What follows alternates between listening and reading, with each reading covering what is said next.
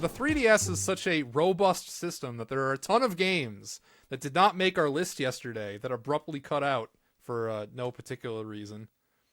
Consider this part 2, even though it's not nearly as long. These are the games that we want to play, yet haven't. Yeah. And we got some. I don't know. Do you want to start? Sure. Yeah, I'll start. I got a few. Should we Sure. we alternate, or should I just say games? Yeah, we'll alternate. Or we could just say the games, then I'll just say my games. Yeah. Well, we touched on this a little bit yesterday. Shin Megami Tensei 4, your number one 3DS game. Obviously, it's been on my radar since before it released. If you ever play it, I would have to replay it with you. Yeah, I think that's really up there. Etrian Odyssey, all the 3DS entries on my list. Currently playing through Dragon Warrior 7 on my 3DS, but I still count it on my list. I've been having a lot of fun with that game so far, actually. I think it's a really good entry on the 3DS. And I have Dragon Quest 8, I should say, as well. But that one's a little less appealing, and I kind of want to just play the PS2 version of that, I think. It's a downgrade, yeah. Why would you want to play the inferior version? Yeah.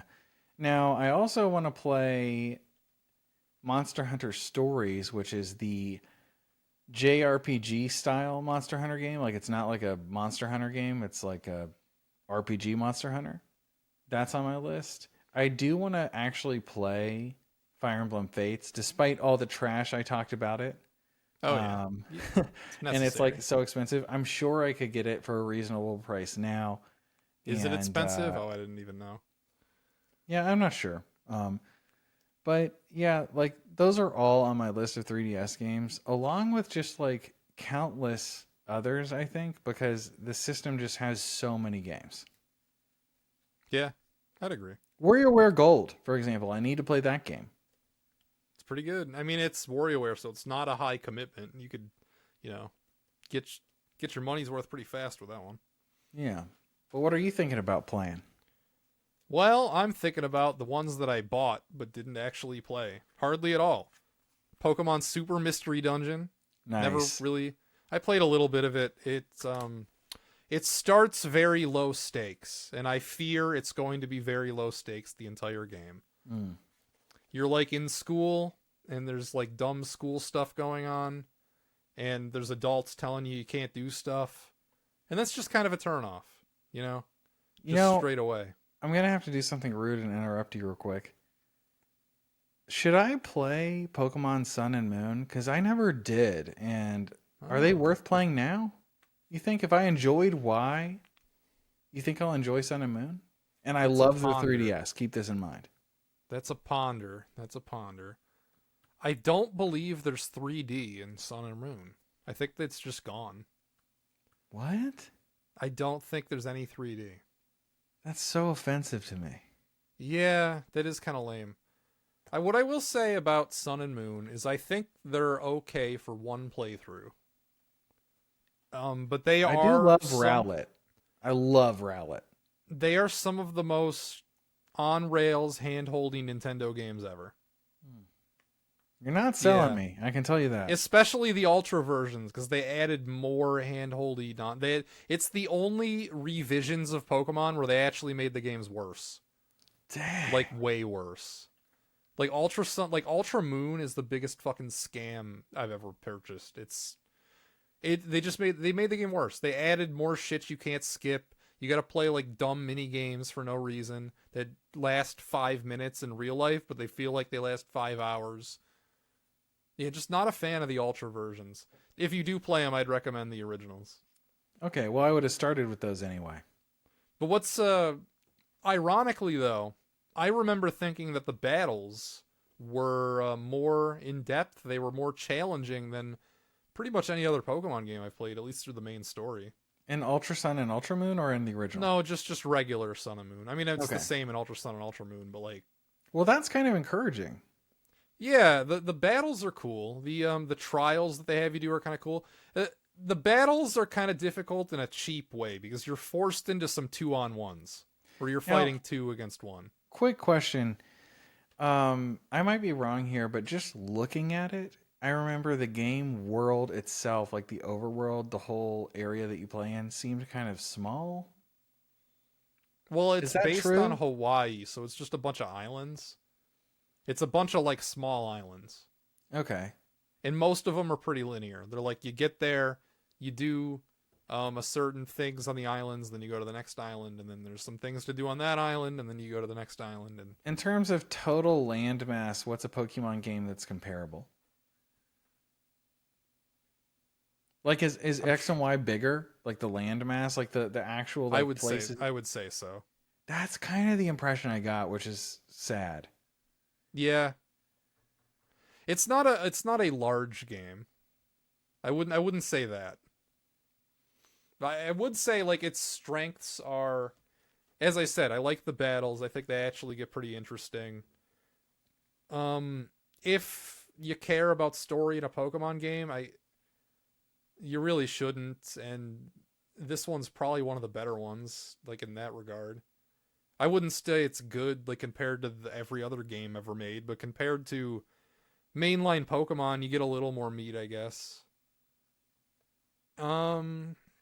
Yeah, but it is just like it's really handholdy. That's the main drawback. Is it's like it's very on rails and hand. Just know what you're getting into. Yeah. Like I think it's a fine game, but it's not. As I said, it's not bad for one playthrough, but like repeat playthroughs, you're gonna want to fucking tear your hair out trying to go through it again. Was the competitive scene like less relevant, or people didn't like it as much as X and Y? I liked it just about as much. There was a slight drop off with me from 6 to 7, but not nearly as much as from 7 to 8. Okay. Like I was probably like 90% as with it in 7 as I was in 6. And then when you go to 8, I'm like, I don't know, 60% is with it. And then to 9, it's like, I don't know, half of even that. Yeah. Like I'm barely even with it anymore. So I don't even know. As I said, like I really hated the Ultras. I guess that's probably when I started to fall off a little. It's like when the Ultra versions came out and I actively liked them less than the original games. Dang. That was so disappointing. Anyway, moving on to Bravely Default. Hey! That's a game that should be on my list. And the second one. I forgot all about Bravely Default. Yeah, I played it for probably like 4 or 5 hours a long time ago. It made no impression on me, but I always resolved to one day come back to it, and then I never did. And then the second one came out, and I bought that too. And I never even put it in my DS. Dang. Do I have a receipt in this one? I didn't put the receipt in either one. All right, I'm a fraud. So yeah, I would say both of those need to be added to my to playlist as well. Those are my 3DS games to play. Here's my stack of 3DS. I will say the last couple of videos. With the first Bravely Default game, though, people would always comment on how pretty they thought the game was. Something about the art style was a big turnoff for me. People always like to compare it to Final Fantasy 1, right? Isn't that what they say? I feel like that's visually? A thing people say. No, I don't know about visually. I just mean like as a game. Okay. Well, I wouldn't know anything about that. I don't really know either because I haven't played the game, but I feel like that's just kind of like a frame of reference problem, in that they just don't have like a breadth of knowledge of old RPGs. Mm-hmm. So it's like, oh, that's an old RPG. We could say it's like that. Yeah. I don't know. Anyway, you got any more? Let me think. Let me pull up my list from, I should say, the other day. Oh, I thought of another one. Oh, what?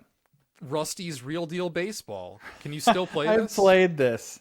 Have you? I've never. I just didn't spend any money, which you have to really play it. Oh, well, it was Nintendo experimenting with microtransactions. That's what that game was. Yeah. It was microtransactions, the game. You know, the sad thing about it, really fun. I'll bet it probably is. It was really, all of the little mini games were really satisfying, and I loved that Iwata and the Direct described it as like, Rusty is like a baseball shop owner who's down on his luck. Like, yeah, I mean, that's, so you can haggle with him and get a good deal. It's like, oh, I don't want to. I don't want to take advantage of poor Rusty. Well, I thought it seemed dumb when it was coming out, but then the Pappy Van Poodle video, the famous video that everyone's seen. I don't know what you're talking about. I don't know who that is. Apparently you have not seen. Apparently you have not seen it. There's a YouTube video with like 2 million views about Rusty's Real Deal Baseball. Really?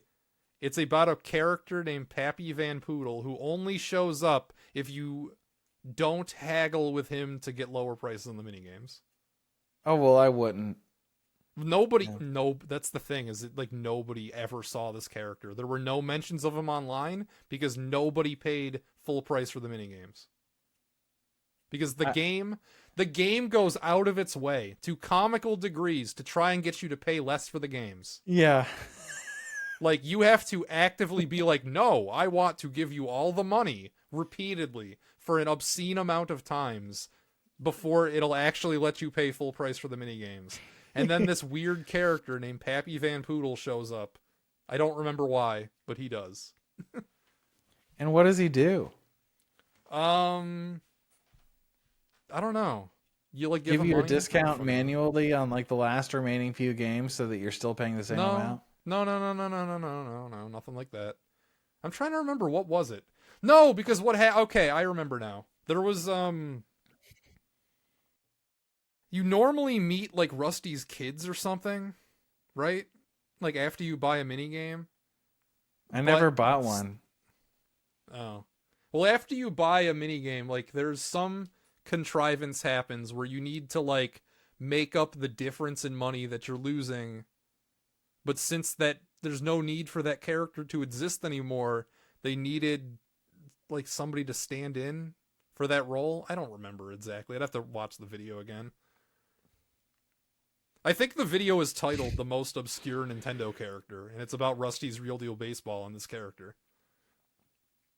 I should watch that. Anymore. I should add that to my 3DS list. Yeah, it's not obscure anymore. You remember the 3DS used to have Hulu and Netflix? I never once used it, but I do remember it, yeah. Yeah, they don't work anymore, and it's so sad because I feel like there would be so much novelty to watching Netflix on my 3DS. Yeah. It's sad they discontinued all that stuff. It seems a little premature. Nintendo pulls the plug early on their island stuff.